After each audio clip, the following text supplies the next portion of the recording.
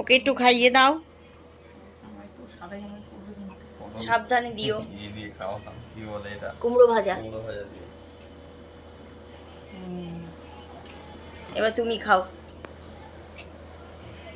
ইলিশ মাছ খেয়ে দেখবা, তুমি তো মাছ পছন্দ করো না। ইলিশ মাছ, মাটন। ইলিশ মাছটা কেমন হয়েছে গো? ভালো হয়েছে, খুব ভালো মাছ দিয়েছে। ভালো মাছ, ভালো মাছ। 1500 টাকা কিলো বলে কি আছে?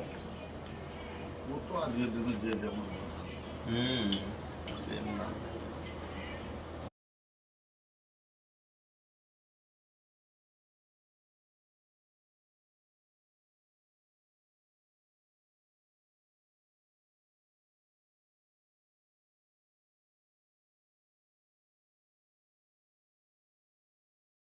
তো জামাই ষষ্ঠী তো খাওয়া দাওয়া হয়ে গেলে তুই এখন খেতে বসছিস?